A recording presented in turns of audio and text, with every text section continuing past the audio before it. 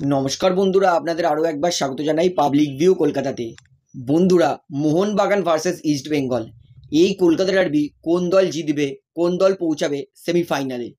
এই ম্যাচে দুই দলের playing 11, formation, starting line up কী হবে? দুই দলের শক্তির দুর্বলতা অনুযায়ী এই ডার্বিটা কোন দল জিতবে? হেড টু হেডে রেকর্ড কি বলছে? ডুরান্ড কাপের ডার্বিতে কোন দল এগিয়ে? তার পাশাপাশি কিন্তু আরও কিছু গুরুত্বপূর্ণ আপডেট দেবো, তাই ভিডিওটা অবশ্যই শেষ পর্যন্ত দেখবেন। এবং যারা চ্যানেলে নতুন আছেন সকলকে একটাই অনুরোধ করে রাখবো, যেহেতু এখানে আপনারা খেলার সমস্ত রকম আপডেটস পেয়ে যাবেন, তারা অবশ্যই পাবলিক ভিউ কলকাতা চ্যানেলটিকে সাবস্ক্রাইব করে বেল আইকন প্রেস করে অল করে রাখবেন।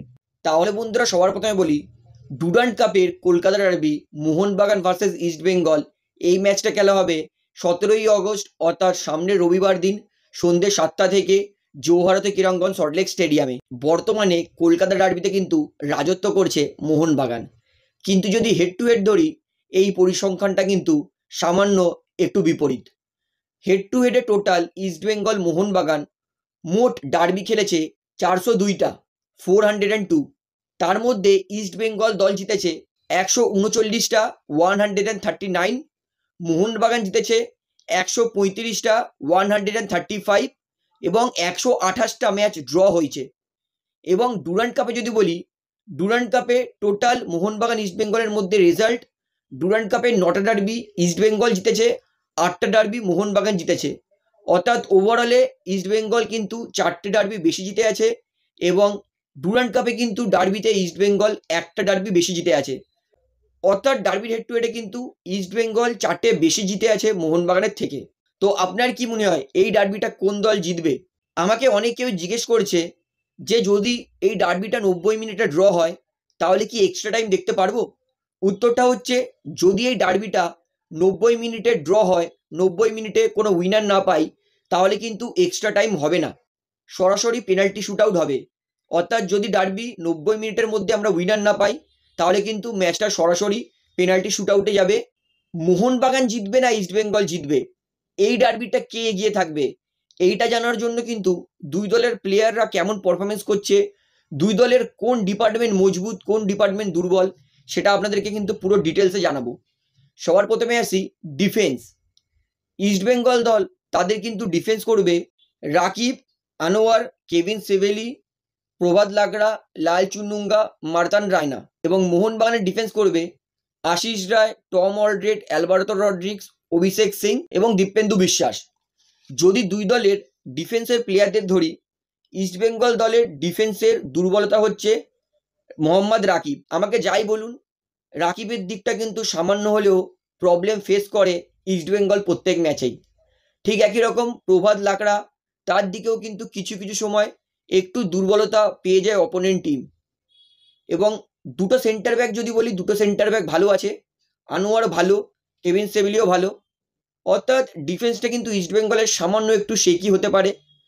মোহনবাগানের যদি ধরি, মোহনবাগানের রাইট ব্যাকটাও কিন্তু সামান্য শেকি, কারণ আশিস রায়ের দিক থেকেও কিন্তু মোহনবাগানের অপোনেন্টরা সবসময় এক্সপ্লয়েট করে, ওই দিক থেকেই আক্রমণটা বেশি করে।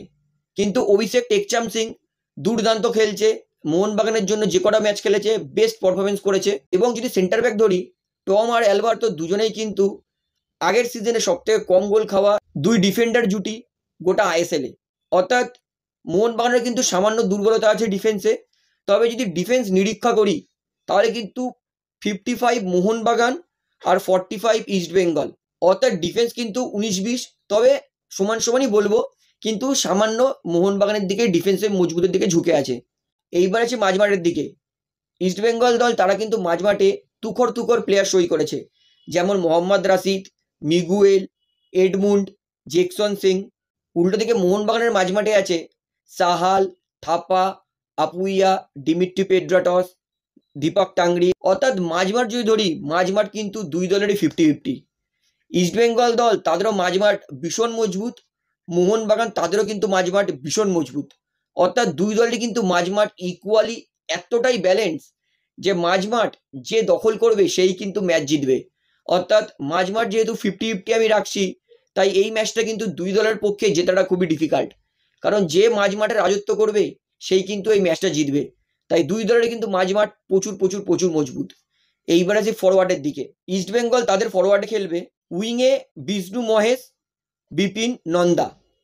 সেন্টার ফরওয়ার্ডে ডিয়ামান্টাকাস হামিদ, উল্টো দিকে মোহনবাগান উইংয়ে লিস্টন কোলাসো, পাসাং তামাং, জেমি ম্যাকলারেন আর জেসন কামিংস। অর্থাৎ ফরওয়ার্ডে যদি ধরি, দুই দলের কিন্তু ফরওয়ার্ড ভীষণ মজবুত। তবে মোহনবাগানের রাইট উইংয়ে সামান্য একটু দুর্বলতা হতে পারে, কারণ মানবীর সিং নেই। অর্থাৎ ফরওয়ার্ডে কিন্তু এই দিকে কিন্তু ইস্টবেঙ্গল 45-55-এ একটু এগিয়ে আছে। অর্থাৎ এই ডার্বিটা যদি দুই দলের প্লেয়ারের নিরীক্ষে শক্তি দুর্বলতা মেজারমেন্ট করি, তাহলে কিন্তু দুই দলের কিন্তু দল একই রকমই 50-50 বসছে। অর্থাৎ এই ডার্বিটা কিন্তু 50-50 হবে, এতে কোনো সন্দেহ নেই। এবং দুটো দলই কিন্তু নিজের ডুরান্ড কাপের প্রথম 3টে ম্যাচের মধ্যে 3টেতেই জিতেছে। দুটো দলই কিন্তু গোল করেছে 12টা। অর্থাৎ বোঝা যাচ্ছে বর্তমানে কিন্তু দুটো দলই ভীষণ মজবুত।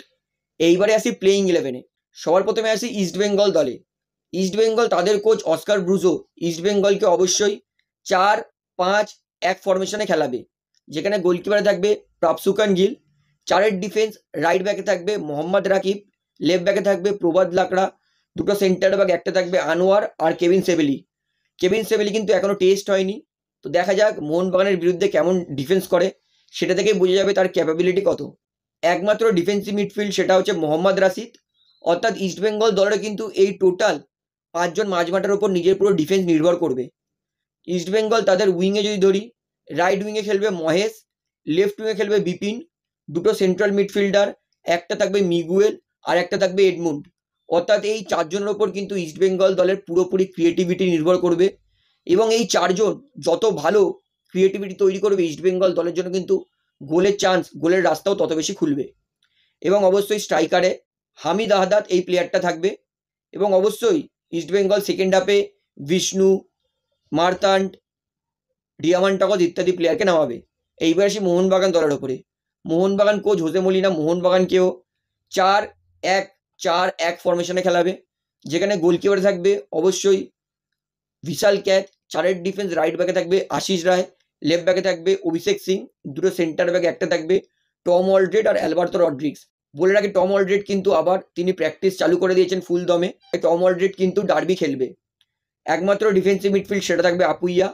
অর্থাৎ মোহনবাগানের কিন্তু এই 5জনের ওপর পুরোপুরি ডিফেন্স নির্ভর করবে। এইবারে আসি মোহনবাগানের আক্রমণে। মোহনবাগান তাদের রাইট উইংয়ে প্র্যাকটিস দেখে মনে হচ্ছে সাহাল আব্দুল সামাদ রাইট উইংয়ে যেতে পারে। লেফট উইংয়ে লিস্টন কোলাসো বেস্ট প্লেয়ার এই মুহূর্তে। দুটো মাঝমাঠ, একটা থাকবে অনিরুদ্ধ থাপা, তার পাশে থাকবে ডিমিট্রি পেট্রাটস। অর্থাৎ সাহাল একবার মাঝমাঠে আসবে আর একবার পেট্রাটস মাঝমাঠে আসবে, মানে সাহাল আর পেট্রাটস দুজনে কিন্তু শাফেল করে খেলবে জায়গা। এবং স্ট্রাইকারে থাকবে জেমি ম্যাকলারেন। অর্থাৎ এটা হবে মোহনবাগানের প্লেইং 11। এবং অবশ্যই মোহনবাগান কিন্তু সেকেন্ড হাফে জেসন কামিংস, দীপক টাংরি, দীপেন্দু বিশ্বাস ইত্যাদি প্লেয়ারকে কিন্তু নামাবে। অর্থাৎ এই ম্যাচে কিন্তু কি প্লেয়ার হবে ইস্টবেঙ্গল দলের জন্য রাশিদ, মিগুয়েল আর এডমুন্ড। এবং মোহনবাগানের জন্য কি প্লেয়ার হবে আপুইয়া, পেড্রাটস এবং সাহাল আব্দুল সামাদ। তো বন্ধুরা, দুই দলের playing 11 formation, starting line up সমস্তটাই আপনাদের দেখিয়ে দিলাম। তো আপনার কি মনে হয় এই ম্যাচটা কোন দল জিতবে, মোহনবাগান না ইস্টবেঙ্গল, সেটা আমাকে অবশ্যই কমেন্টে জানাবেন।